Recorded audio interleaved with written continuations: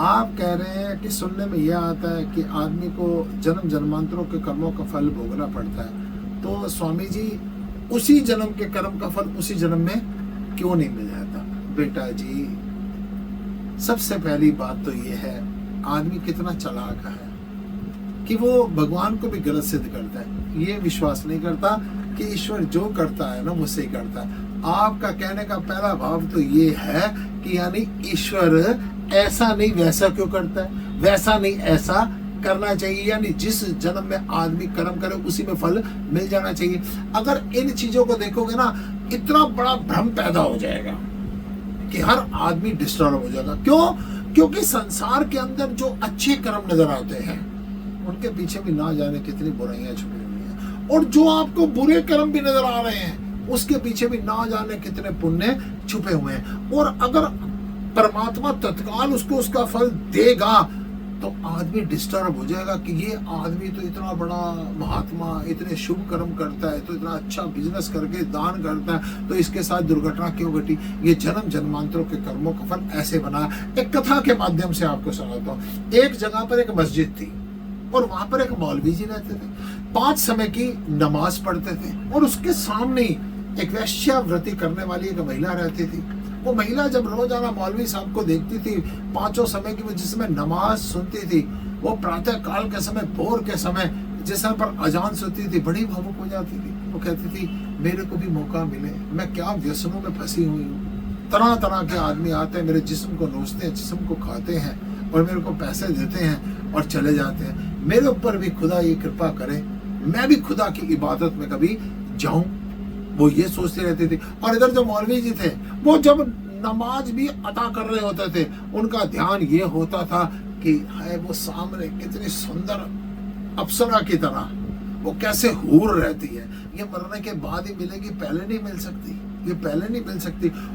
उस मौलवी का ध्यान नमाज के समय भी हूर में लगा रहता था, उस हूर का ध्यान हमेशा खुदा में लगा रहता था। आखिर दोनों मर गए और मरने के बाद खुदा के पास पहुंचे। खुदा ने मौलवी साहब को कहा इसको दोज़ख में डाल दो, नरक में डाल दो, और वो जो वैश्या थी इसको जन्नत अता करो, यानी स्वर्ग में भेज दो इसको। तो दोनों बड़े कंफ्यूज हुए, बड़े डिस्टर्ब हुए। उस वैश्या ने कहा कि प्रभु ये क्या कर रहे हो?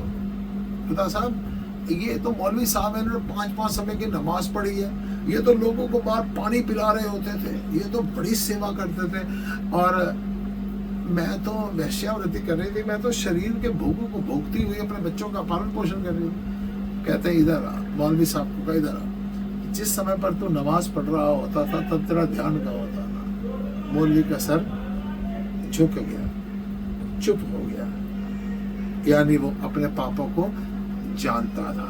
और उधर उस वैश्या से पूछा कि सुंदरी तू बता कि वैश्यावृत्ति के बीच में भी तेरे ध्यान में क्या रहता था? उस वैश्या ने कहा मेरा ध्यान ये रहता था, कभी मैं भी खुदा की अता में जाऊंगी, कभी मैं भी नमाज में पहुंचूंगी, कभी मैं भी पानी पिलाऊंगी, कभी मैं भी सेवा करूंगी। और उससे पूछा, ए मौलवी तू बता, जब पानी पिला रहा होता था तेरे मन में क्या भाव था? और उसके लिए तो ऐसे था कि जमीन फट जाए और मैं बीच में समा जाऊं। उसको तो ऐसे लग रहा था गुनाह ही गुनाह नजर आ रहे हैं, यानी उस समय मेरे मन के अंदर ना जाने कितने गंदे ख्याल होते थे।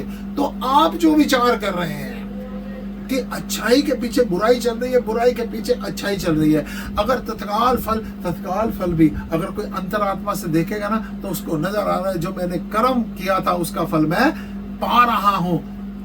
और जन्म जन्मांतरों के कर्मों का फल इसीलिए कि जो रुक गए हैं, जो ठहर गए हैं, जो ऊपर से अच्छे थे भीतर से गंदे थे, जो भीतर से गंदे थे ऊपर से अच्छे थे, दुष्कर्मों के पीछे सदकर्म, सदकर्म के पीछे ना जाने कितने दुष्कर्म छुपे हुए हैं। इसलिए परमात्मा की जो रजा है वो जन्म जन्मांतर तक चलती रहती है। जन्म जन्मांतर आपकी नजर में है, उसकी नजर में कोई जन्म जन्मांतर नहीं है। भोगने वाला केवल मन है। वो मन सूक्ष्म शरीर के रूप में बार बार आपके जन्म और मृत्यु के समय आपके साथ रहे।